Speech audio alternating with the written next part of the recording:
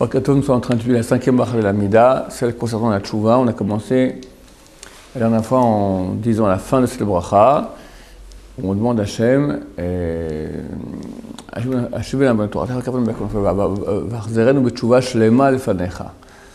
amène-nous dans une Tchouva, un repentir complet envers toi. Ibn Sira explique complet, c'est quoi? Que les 4 lettres du nom de Dieu que nous avons endommagées soient entièrement réparées.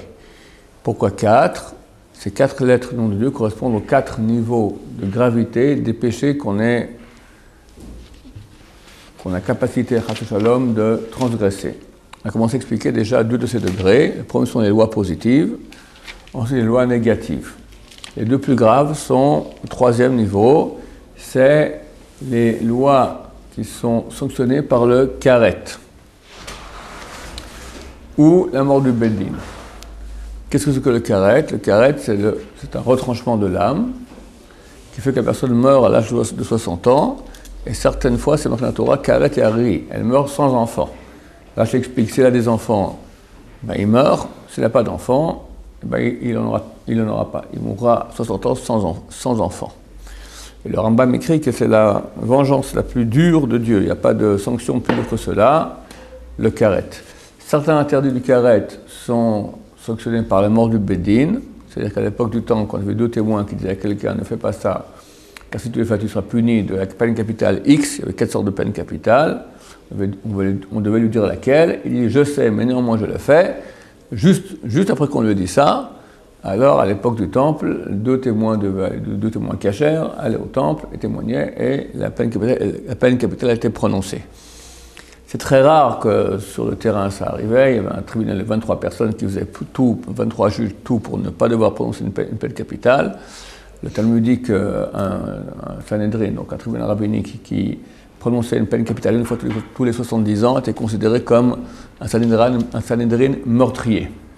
Donc, disons, la peine capitale, c'est une chose de plus depuis 2000 ans déjà. Il n'y a plus de peine capitale qui soit prononcée parce que le tribunal devait siéger dans le temple pour pouvoir prononcer des peines pareilles.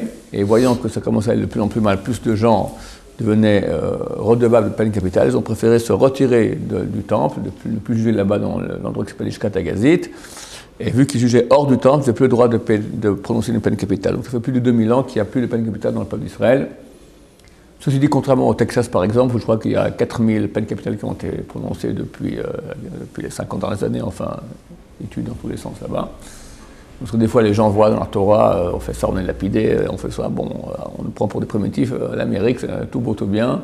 C'est vraiment le contraire. Je vous dis qu'en passant, j'allais vous lire maintenant quels sont les interdits qui sont sanctionnés par le karet. C'est des choses qui peuvent arriver, Chas Shalom, qu'on sache de quoi faire attention. Qu'est-ce qui est karet, qu'est-ce qui n'est pas karet. Alors, Rambam ici nous dit dans le Chot Gagot, alors je vous les lis. 1. Et d'abord, il y en a, si je me souviens bien, c'est 27, c'est ça, il va nous le lire tout de suite. 23. 23 péchés qui sont des relations interdites, relations sexuelles interdites. Alors, je vais vous le lire rapidement. Celui qui a une relation avec sa mère, avec sa belle-mère, avec sa grand-mère du côté maternel, avec la mère de sa belle-mère, avec sa fille, avec la fille de sa fille, avec la fille de son fils, avec la fille de sa femme, qui n'est pas sa fille.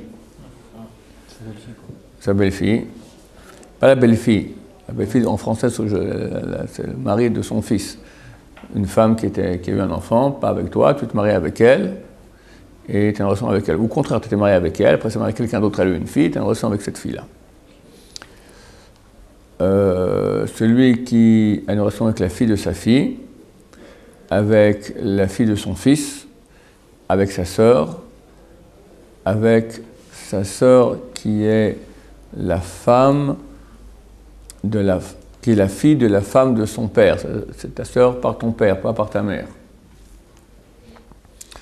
Celui qui a une relation avec la sœur de son père, avec la sœur de sa mère, donc les tantes, avec la sœur de sa femme, la belle-sœur, avec la femme de son père, qui n'est pas sa mère donc, avec la femme du frère de son père, la tante, mais la femme de l'oncle.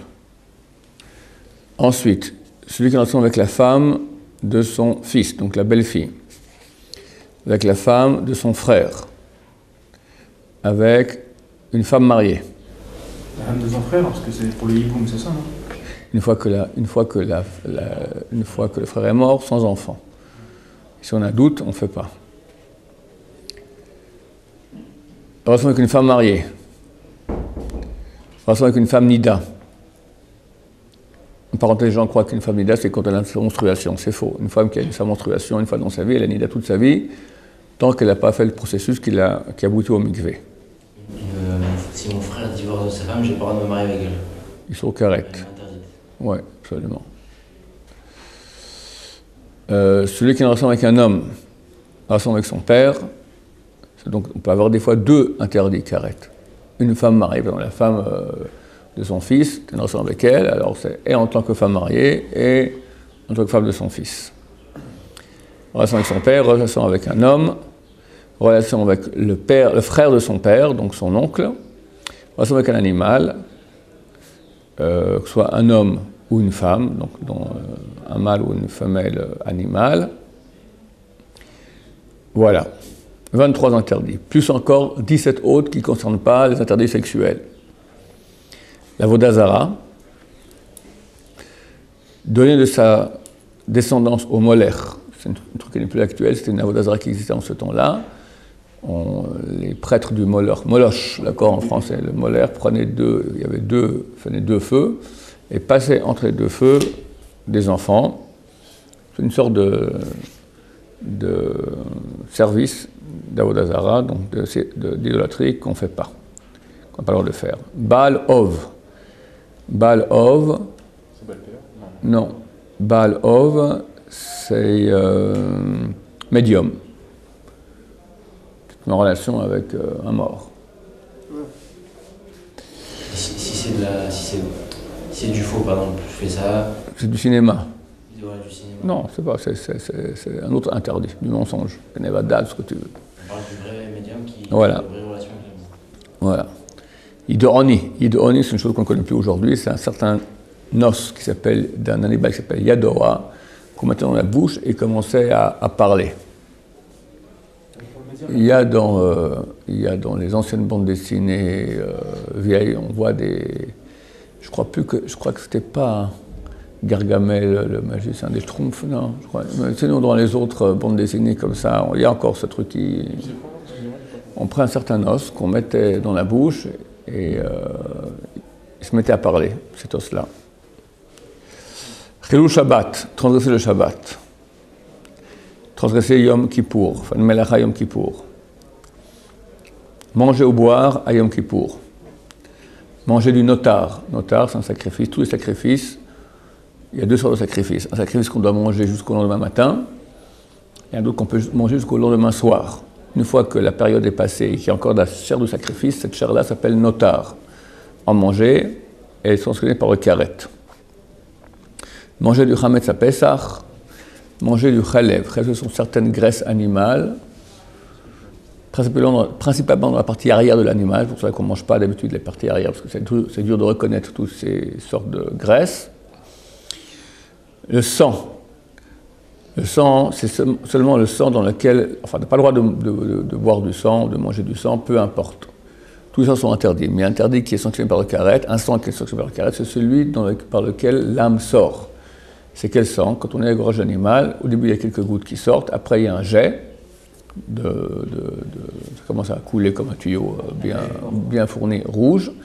Tant que c'est rouge, ce n'est pas encore le sang de l'âme. Quand ça devient bleu, enfin déjà le sang plus foncé, là c'est le sang de l'âme. Et ce sang-là, c'est sanctionné par le karet. On boit du sang normal, ça veut dire. C'est quoi du sang normal? Quand on se coupe la laine, des fois, on enlève le sang. Le sang de l'être humain, c'est des rabanan. C'est pas de Horaïta. C'est un interdit rabanan. C'est pour cela que si c'est extérieur aux dents, alors on ne mange pas. Mais si c'est intérieur, tu peux.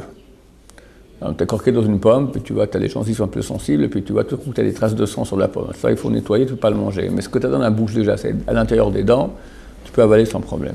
Le pigoule, ce que le pigoule. Le pigoule, c'est une chair de sacrifice qui a été sacrifiée avec une pensée contraire à ce qu'on doit penser. C'est-à-dire, ou bien on a pensé le manger après le temps imparti, comme j'ai dit auparavant, un sacrifice, on a un certain temps pour le manger, ou jusqu'au lendemain matin, ou le lendemain soir. Quelqu'un dit, je vais le manger après. Rien qu'on pense, en fait, il a mangé juste après. Il dit, moi, il pense, quand il y a le sacrifice, le manger après son temps imparti, ça devient pigoule.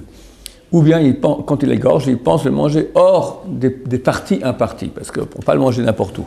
Les Kodesh, il y a deux sortes de sacrifices, les saints des saints et les saints. Les saints des saints, on peut le manger que dans le temple, et les saints, on peut le manger que dans Jérusalem. Lui dit, je vais aller manger avec mes copains mon sacrifice à Tel Aviv, d'accord? Bien que pour finir, on lui dit, non, mon cher ami, il faut manger ça ici. Il le mange ici, vu que lorsqu'il a sacrifié, il a pensé cela, le sacrifice n'est pas valable, il est appelé pigoule. Et si on en mange, on est sanctionné de l'interdit de karet, de la sanction de karet. Celui qui sacrifie des animaux hors du temple, des animaux qui sont sanctifiés. C'était quand aujourd'hui pour s'amuser, il y a sur une vache. Cette vache, elle est hola. Voilà, elle est hein? C'est un péché grave, ça. Oui, c'est un péché très grave, c'est sanctionné par le karet. Il dit donc, sur une certaine vache, il dit, voilà, cette vache maintenant devient un sacrifice à Dieu, une hola, un holocauste. Après, il va et l'égorge. D'accord? C'est interdit. On ne s'amuse pas à sanctifier des animaux. Il faut faire attention parce qu'il y a une chose qui est courante, c'est les animaux, il y a des animaux qui sont sanctifiés de naissance de façon automatique. C'est lesquels? Les fils aînés. Chaque aîné d'une vache ou d'une chèvre ou d'une brebis, si c'est un mâle, alors elle est saint. Et si on l'égorge, alors on égorge un sacrifice hors du temple. Et ça, il est sur karet. Comment on fait avec celui-là, là? Alors, aujourd'hui, ce qu'ils font tous, ils font une shoot-foot, ils font une association avec un goy. Dans ce cas-là, il n'y a pas de problème. Sinon, si vraiment quelqu'un il a son petit troupeau à lui, d'accord, il n'a pas d'association avec un goy, et ça il peut pas, il le laisse vivre, voilà, jusqu'à ce qu'il meure.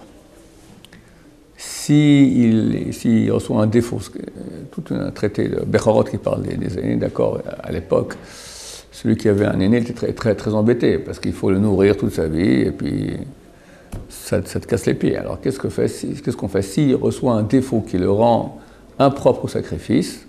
Alors on peut l'égorger, le manger, mais on ne peut pas sa chair le vendre dans une boucherie normale. On doit faire un peu différemment. Pas le droit non plus ni de le tondre, ni de le traire, ces animaux-là. Donc c'est très embêtant.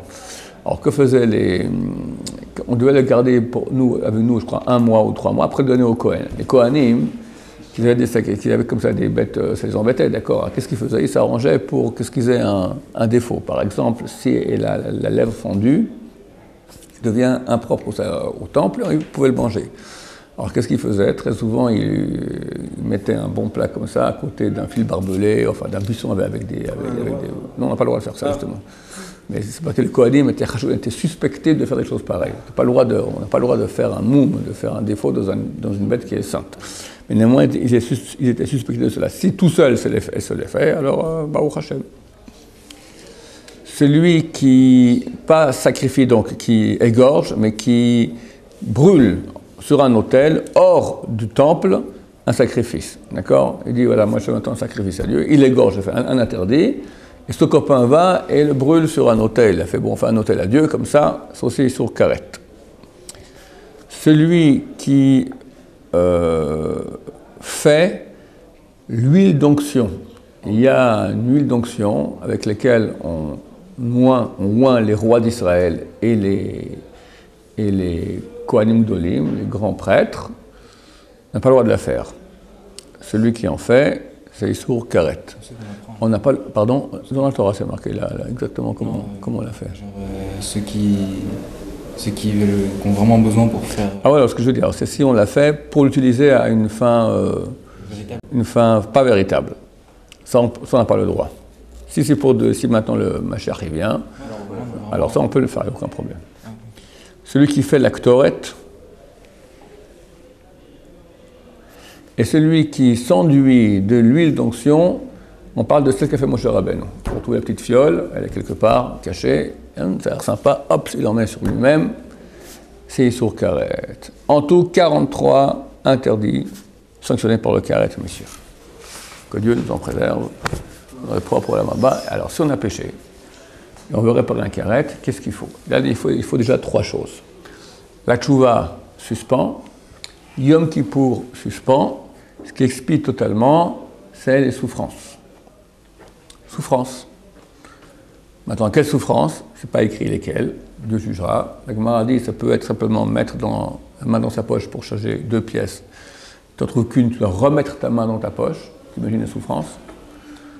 Ou bien tu as mis ta manche à l'envers, ah zut, ta chaussette à l'envers, hop, il faut l'enlever et la remettre, c'est une souffrance. Super casse-pied. Si la personne elle est par exemple handicapée, c'est une souffrance pour elle, mais. Une fois t'es pressé, t'as même mis ton. C'est une souffrance, c'est casse-pied. Tu dis zut, non? Tu dis pas zut quand ça t'a un truc pareil. Ah ouais, ça nous embête. C'est une petite souffrance. Baruch Hashem. Ça aussi, ça peut suffire. C'est une souffrance alors. Pardon? Tout est une souffrance alors. Ouais, tout ce qui est bête, inutile, c'est une mitzvah, on fait une souffrance, on fait une mitzvah avec souffrance. Alors c'est du mérite, mais c'est une souffrance pour rien, c'est une souffrance.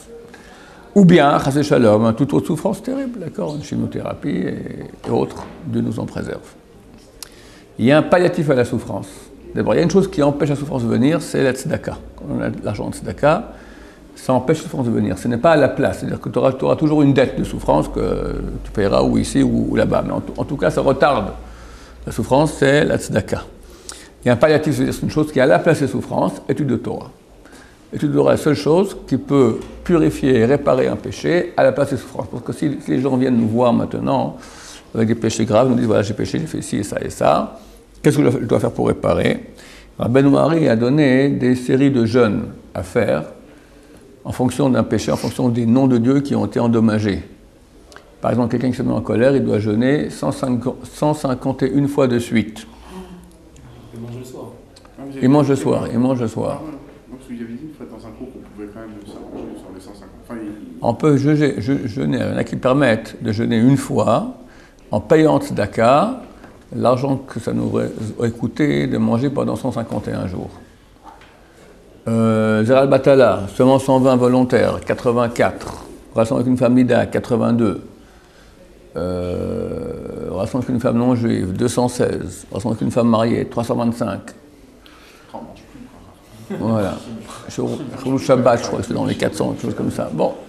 Alors, si quelqu'un vient nous dire maintenant, voilà, j'ai péché, on lui dit, elle dit, voilà, moi j'ai péché pas mal dans ma vie, j'ai fait le calcul, j'en suis à 100 000 jours de. 100 000, ce qui peut être très très habituel, hein, quelqu'un ne fait pas Shabbat, etc. 100 000 jours de jeûne, qu'est-ce que je fais? Alors que ce soit 100 000 jours ou 100 jours ou 1 jour, on va dire à cette personne-là, étudie beaucoup de Torah. La Torah, elle purifie beaucoup mieux que les jeûnes. À ce point-là. Mais la tchouva, ça permet d'effacer tout, non? Oui, la tchouva, elle enlève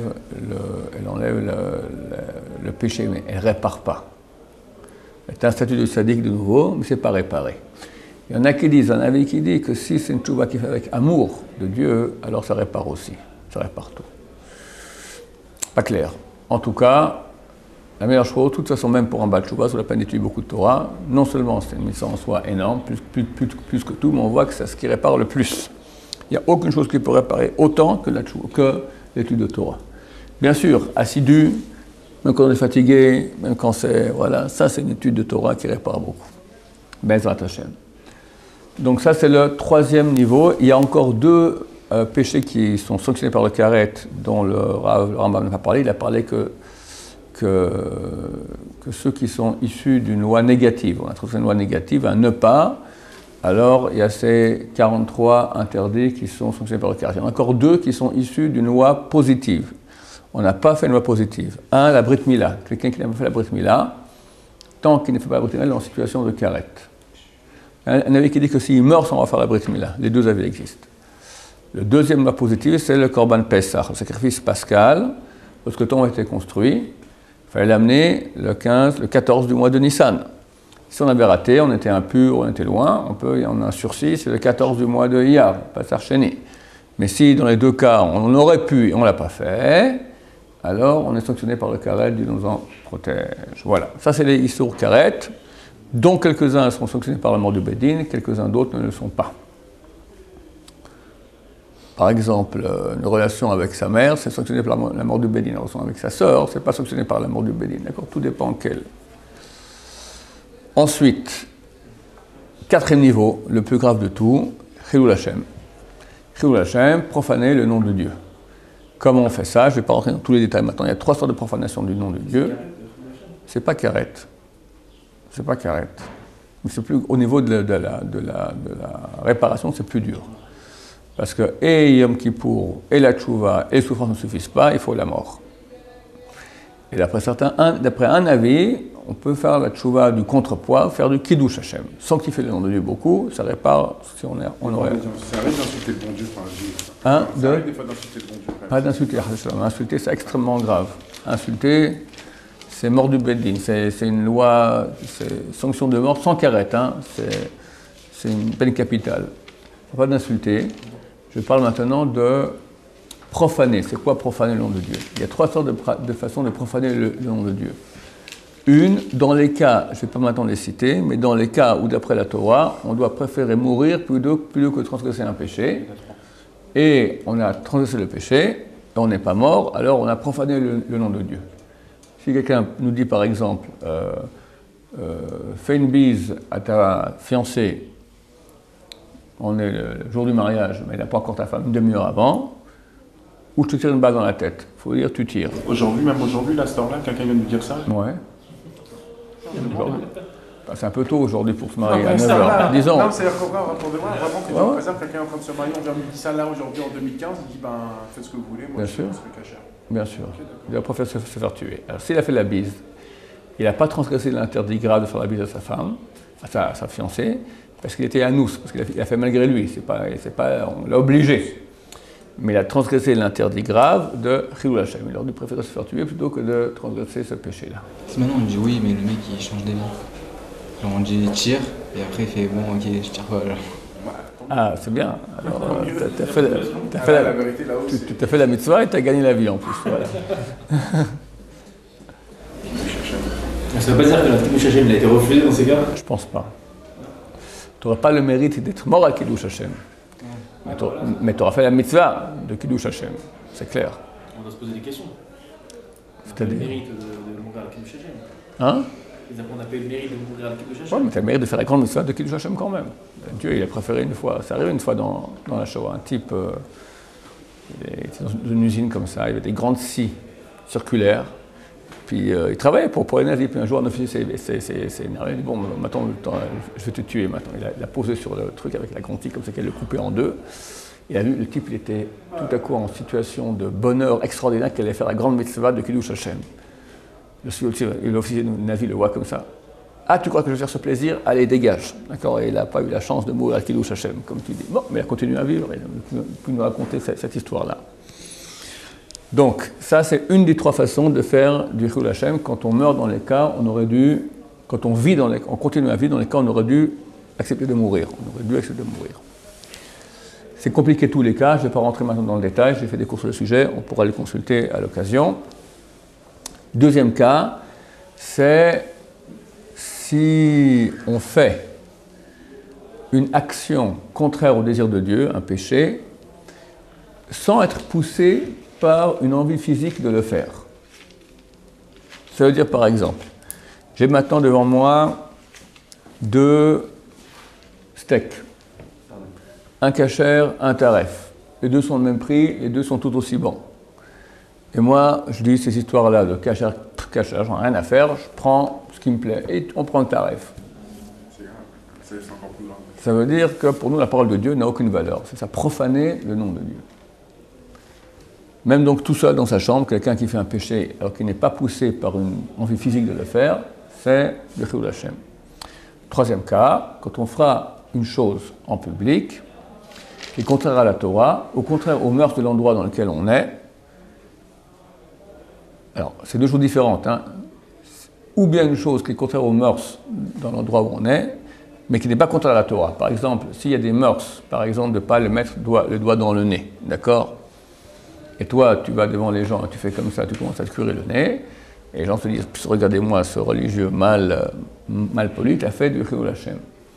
Si par contre, tu vas dans une soirée mondaine, et puis on te dit bonjour monsieur, et tu ne donnes pas la main, parce que excusez-moi, ma religion m'interdit de donner la main à une femme, on te dit mais vous êtes une bande de talibans fanatiques, khoménistes, d'accord, moyenâgeux, radicalistes, etc.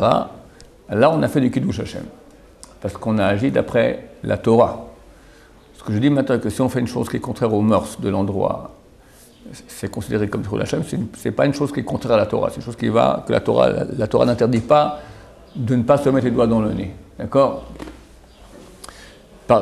Ou bien, si on fait une chose qui est contraire à la Torah, en public, Chilul Hashem, d'accord? Si quelqu'un, par exemple, un rabbin un peu libéral, va donner la main, elle a fait du Chilul Hashem. On va dire, comment ça se fait que vous donnez alors que le rabbin là-bas ne donne pas?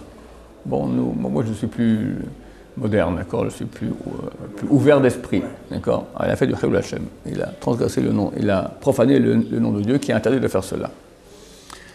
Voilà, messieurs, les quatre niveaux de gravité. Donc, quand on dit dans la prière Ashevenu b'tshuva achziranu b'tshuva shema lefanecha, ramène-nous au repentir total devant toi, c'est qu'on répare les 4 lettres du nom de Dieu qui ont été endommagées par ces 4 types de péchés. Baruch Adonai, Amen.